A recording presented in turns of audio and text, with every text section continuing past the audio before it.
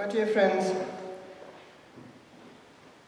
the divine office in its Gregorian form, that is, you can use all the chants that one knows with the contemporary breviary in Latin, or even half and half, but it works perfectly well.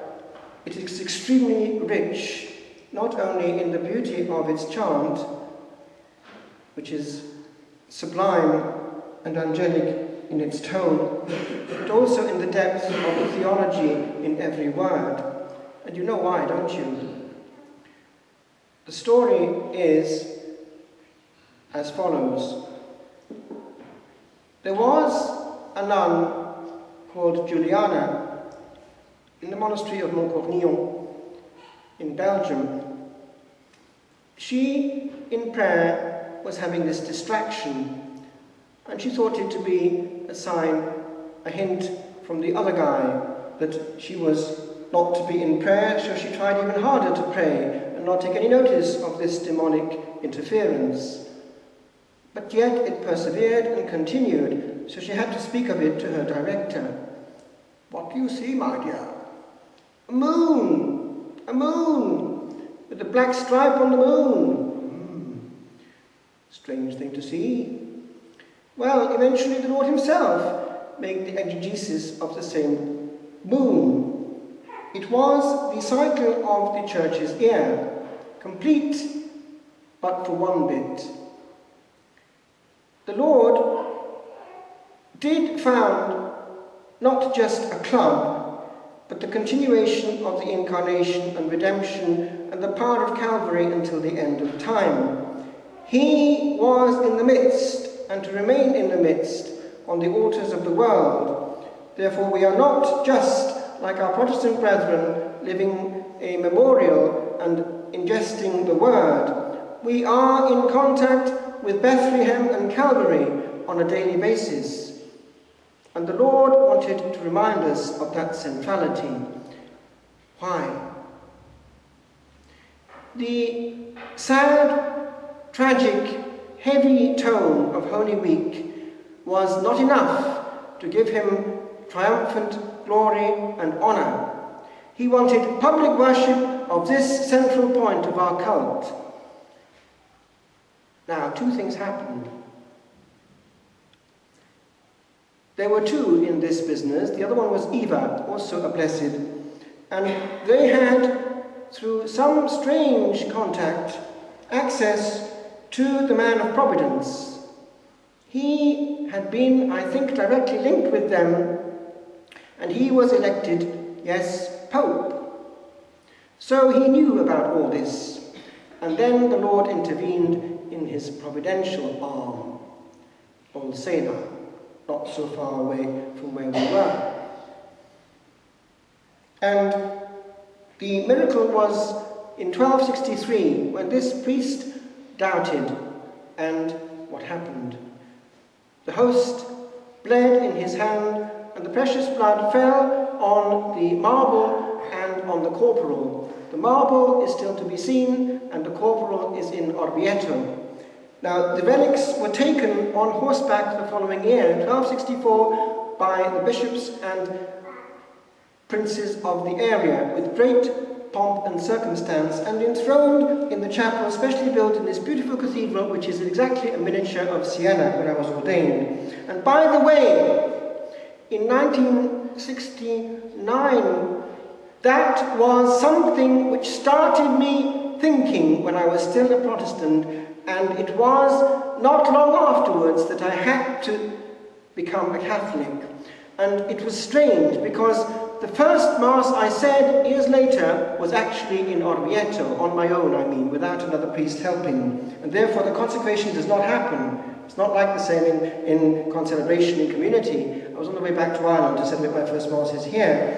But there, one is a necessary channel. It does not happen unless you're there, when you're on your own.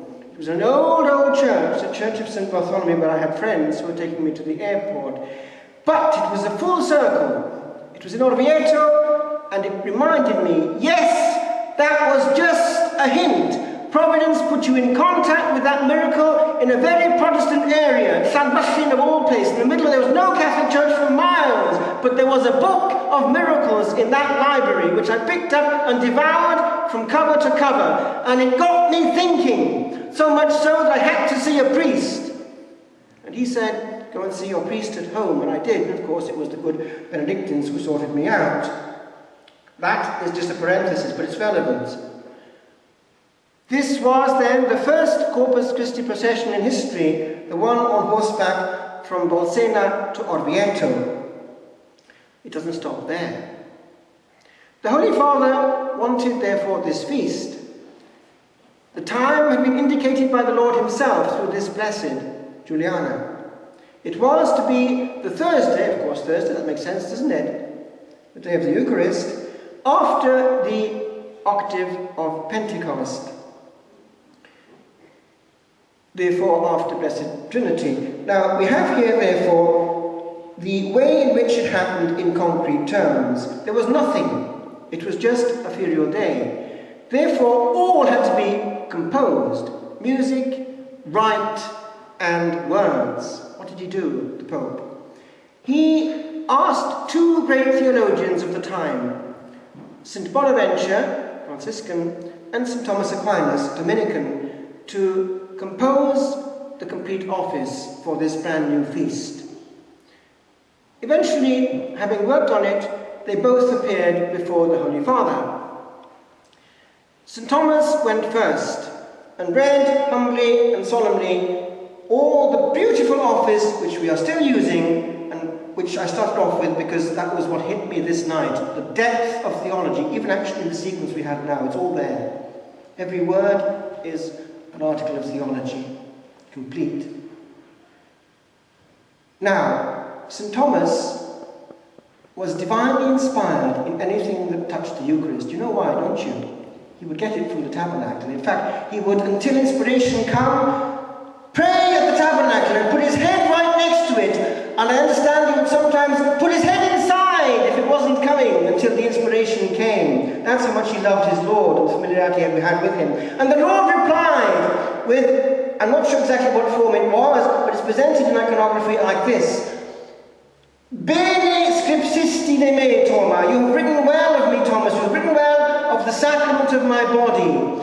It appeared, it seems, or he heard it over the tabernacle, and he was given to understand that every word he had written about the Blessed Sacrament was bang on. Therefore, we know we have the correct Eucharistic theology in St. Thomas Aquinas.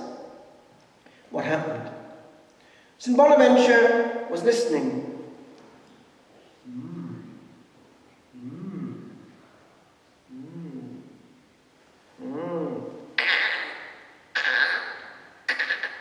He tore up all he'd written. Manuscripts were behind his back, and no one knows to this day a word of what he'd written. So great was his humility before the giant next to him, who had perfect theology in poetry. And by the way, it's perfect poetry also. Do you notice how perfectly it all rhymes?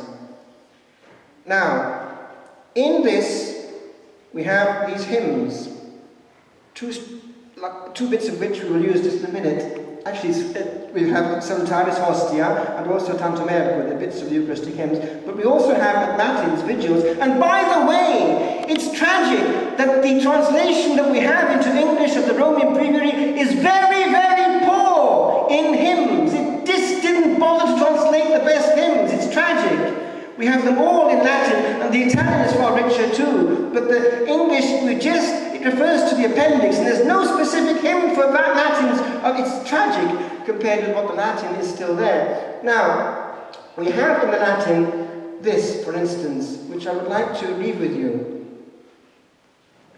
It's the reference to the fact, now, sic sacrificium istud instituit, thus the sacrifice he wished to institute, cuius officium committi voluit, whose office, whose function, whose role he wished to have committed, entrusted, solis presbyteris, only to the presbyters. The word presbyter is condensed in English as priest. It's the same word, presbyter.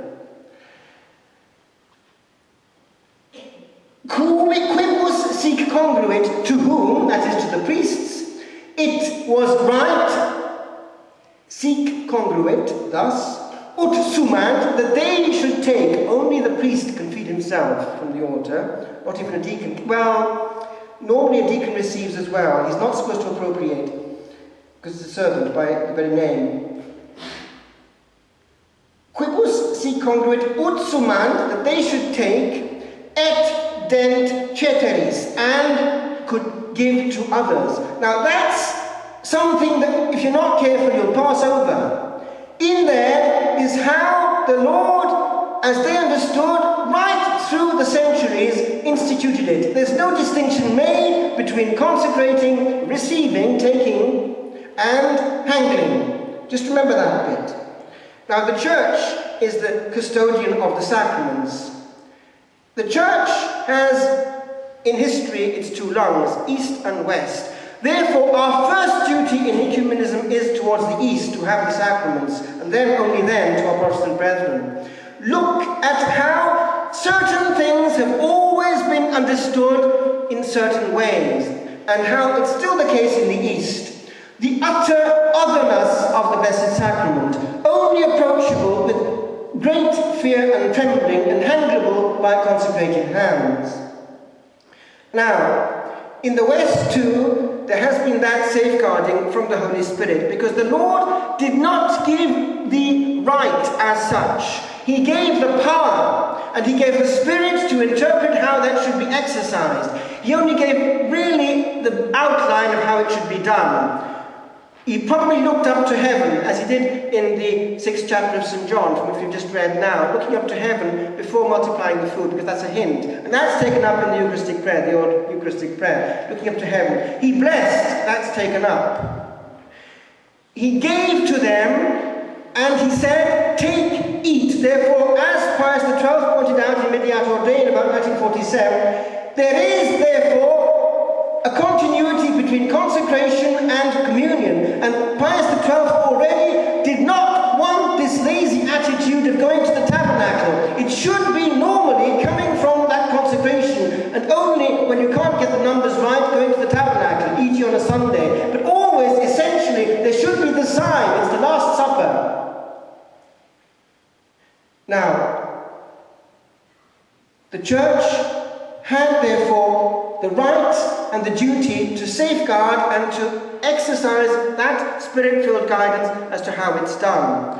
In our day, where is that to be found? It's to be found in the general instruction of the Roman Missal, the one just published, where everything is handled and all the details are treated and handled after 30 or 40 years of experience of what had to be adjusted since 1969. Therefore, the will of God is in print. This is kind of important, because we cannot adore and worship and disobey at the same time. The first worship is that of obedience of the creature. Otherwise, we're not pleasing the one that we're adoring. So it obliges, seriously, the every detail that we find in the general instruction. It's also found where? In this volume, which is Canon Law, in the whole section which treats of the Blessed Sacrament in great detail. And again, all the details are there. All that one can and cannot do, it's every item is maintained and explicit. It is not lawful, for instance, for anyone to keep the Blessed Eucharist in personal custody or to carry it around unless there is an urgent pastoral need, and the prescription of diocesan bishop and so on are observed. All these things are in great detail, and they make you afraid that no one is actually reading these things when one sees what's actually going on. With regard to the general instruction, on a daily basis there is disobedience going on, because very few of the extraordinary ministers know how it's to be done, and they're just following the official guidelines given by their parish priest, who obviously has not been studying, or if he has ignored completely, because there are certain things which should never ever happen, which are happening on a daily basis in our parishes. And this cannot be pleasing to the Lord. I would say more. I am pretty sure that the Lord is not free to give the fullness of the blessings and graces that He wants to give in our celebrations when He finds that He's not being listened to in the way he asks to be handled. It's a huge victory for the other guy. Now remember that. It's not indifferent, because if faith is being lost, it's being lost partly because the signs are not there. A child sees and believes, and we adults are big children too. We need to see the difference. It's a huge difference seeing the Blessed Sacrament handled with honour and respect and otherness. It's quite different seeing more of the same thing. I just heard only yesterday, actually, that there was a lady, and this is the kind of thing that's going on. She had permission to give Holy Communion on a daily basis to somebody, maybe her husband's not at home, and she was happily going on, taking a pyx full of hosts and keeping them at home and giving him one a day, plus anyone around who might be in the house at the same time, no matter what they were as regards practice of the faith. And this is the kind of stuff that's going on all over the place right now. I just finished. This is how, only a few years ago, an altar boy would come to the Lord. You can see that attitude there of just being humbly at the foot of majesty. And I remember when I was 17, that was what I was doing, because in those days we still had individual masses, and it was very moving to be so close to the angels. And when you're a child, still in a state of grace, it's not difficult for the Lord to call. Do you see again how the devil is up to some mischief, taking away that access to little boys from the Blessed Sacrament? You don't have to have a whole program of vocations to get vocations. Just leave them exposed to the Lord, and he's quite happy to do it himself. Don't get in the way. It's his problem. But give him the chance. Put the altar boys close to the altar, and don't take them away from the priest, who might have something to say to them and drop hints at the right time. It's hugely victorious for the devil not to let children be close to a priest. And the other thing is this.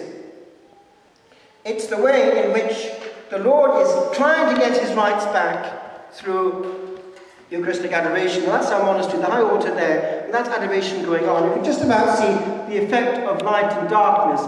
There's a floodlight on the host itself. This is about midnight taking place there in our monastery. And it's actually something which, when done properly, is hugely enthroning for the King of Kings. Give him space, give him his throne, let him reign from the centre of the church. It's not difficult to create an atmosphere where he can be God and speak to our souls. We have far more in the West than in the East as regards the development of the Eucharistic doctrine and practice. Use it. It's there for the taking. Go into your chapels, keep the Lord company, and let him minister to your heart. In that optic, we'll make preparation now for a few minutes before the Blessed Sacrament, and we'll do as the Lord actually wanted it done. We'll carry the Lord round in procession. It's a lovely day, and we'll have a little procession outside and come back again and have Eucharistic blessing. But remember that, and during it, I'll just read a meditation I made when I was a student in Rome. By the way, the obligation of the Holy Hour in the Norbertines when I was formed was extremely enriching, and in Rome, it was wonderful to see all these other students in the general that we had, all doing this Holy Hour sometime in the day. There was always somebody at 3 hours before the Blessed Sacrament. It was wonderful to see, and the Lord was speaking to our hearts. Let the Lord speak, and he'll have far more to say than we have to say to him.